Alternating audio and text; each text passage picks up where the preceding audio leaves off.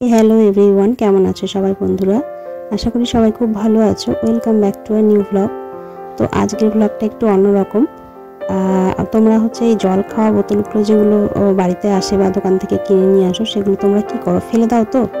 তো আজকে চলো এগুলো দিয়ে কিছু একটা DIY ট্রাই করা যাক। তো রিইউজ অফ ওয়াটার বটল বলতে পারো।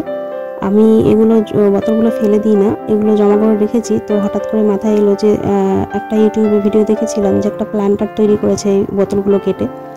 তো আমি একটু ট্রাই করলাম, দেখছি কি হয় কি না।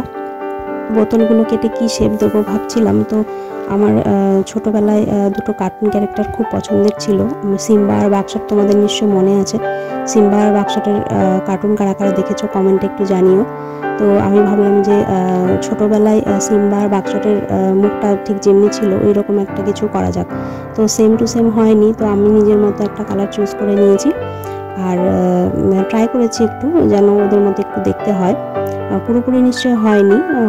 প্রথমেই আমি এখানে একটা কাটার নাইফ দিয়ে আগে একটা রুল দিয়ে দাগিয়ে নিয়েছিলাম কার্টুনের মুখটা। তারপর সেই দাগের ওপর দিয়ে আমি ছুরি চালিয়ে কেটেছি। আর তারপরে এখন ইউজ করছি এখানে ফ্যাব্রিক্রাইল আর ক্যামেলের অ্যাক্রাইলিক কালার। এখানে আছে ইয়েলো কালার, আছে একটা ব্লু আছে, আর ব্ল্যাক দিয়ে আমি চোখ আর কান দুটো করেছি। আর ঠোঁটটা রেখেছি লাল ফ্যাব্রিক। তো প্রথমে এটা পুরোটা হোয়াইট কালার করে নিলে জিনিসটা আরও বেশি প্রমিনেন্ট হতো আর দেখতেও ভালো লাগতো। কিন্তু যেহেতু আমার কাছে হোয়াইট কালার ফ্যাব্রিকটা নেই, শেষ হয়ে গেছে, তো আমি শুধু বডি আর মুখটা একটু করেছি, বোতলের নিচটা ফাঁকা রেখেছি। তো যাই হোক, তোমরা চাইলে পুরোটা আগে কভার করে নিতে পারো সাদা ফ্যাব্রিক দিয়ে, তার উপরে অন্য পেন্ট করতে পারো, নিজের মতো করে ডিজাইন করে নিতে পারো। তো আমার একটা বোতল রেডি হয়ে গেছে, আর একটা রেডি করছি। আর আগের যেটা করলাম ওটা একটু সিম্বার মতো লুক দিতে চেষ্টা করেছি, আর এটা একটু বাক্সটের মতো। তো সিম্বা ছিল সিংহের বাচ্চা, আর বাক্সট ছিল হরিণের বাচ্চা, তোমাদের নিশ্চয়ই মনে আছে। তো এই দুটো কার্টুন ক্যারেক্টার কিন্তু আমার ভীষণ ফেভারিট ছিল। আর তোমাদের কোন কোন কার্টুন দেখতে বেশি ভালো লাগে তোমরা একটু কমেন্ট করো। মানে এখন নিশ্চয়ই তোমরা দেখো না, হয়তো তোমাদের বাড়িতে যে ছোট বাচ্চারা আছে তারা কী কী কার্টুন দেখতে ভালোবাসে সেগুলো একটু বলো। আর দেখো, দেখতে দেখতে আমার দুটো কার্টুন ক্যারেক্টার রেডি হয়ে গেছে, মানে দুটো প্ল্যান্টার অলমোস্ট রেডি হয়ে গেছে, আর একটু বাকি ছিল, তো সেটাই কালার করে নিচ্ছি। আর দেখো কেমন লাগছে দেখতে। এই প্ল্যান্টারের যে শেপটা, এটা কাটতে গিয়ে আমার হলুদ রঙের যে প্ল্যান্টারটা দেখছো, এটা কিন্তু আমি পুরোপুরি ভুল করে কেটে ফেলেছিলাম। তো পরে আবার স্ট্যাপলার দিয়ে ওটা একটু স্ট্যাপল করে নিয়েছি। তো ওটা খুব একটা শেক হচ্ছে না, কিন্তু এটা দেখো কত সুন্দর, একটু হাত দিয়ে নাড়লে পরেই শেক করছে, দেখতেও ভালো লাগছে। আর একটা বাকি আছে লাল রঙের, তো ওটা করলে মোটামুটি আমার কমপ্লিট হয়ে যাবে।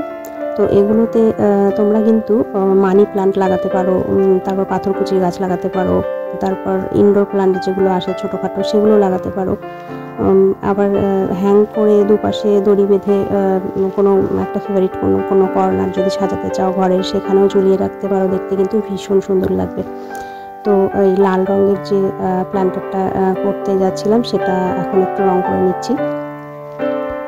শুধু যে প্ল্যান্টার হিসেবে ব্যবহার করবে তা নয়, এটা কিন্তু তোমরা কোনো টেবিলে রেখে পেন স্ট্যান্ড হিসেবেও কিন্তু ইউজ করতে পারো। আর একটু ভালো করে ডেকোরেট করে কোনো ধরো জড়ি টড়ি এসব দিয়ে যদি বেশ ভালো সুন্দর করে যদি একটু সাজিয়ে নাও, দেখতে কিন্তু বেশ সুন্দর লাগবে। আর ছোট বাচ্চাদের খেলনা হিসেবেও কিন্তু এটা ব্যবহার করতে পারো। দেখো কত সুন্দর লাগছে। দেখো আমার 3টে প্ল্যান্টার অলরেডি রেডি তৈরি করে নিয়েছি আমি এখানে, দেখতেও বেশ সুন্দর লাগছে। কিন্তু একটা খেলনা হিসেবে কিন্তু খুব সহজে ব্যবহার করতে পারো। আর প্ল্যান্টার হিসাবে তো এগুলো ব্যবহার করা হয়।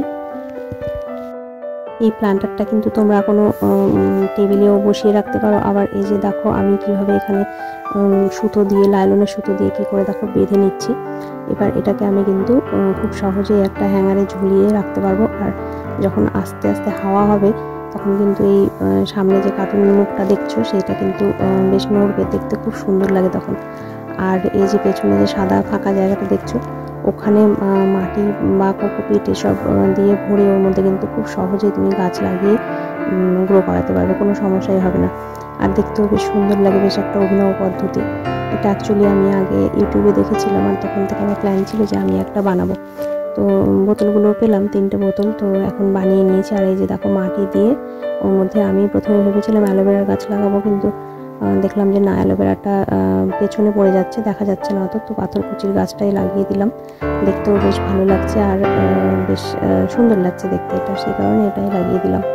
তো দেখো তো বন্ধুরা কেমন লাগছে দেখতে, এটা প্ল্যান্টারটা কেমন হয়েছে তোমরা কিন্তু একটু কমেন্ট করে জানিও।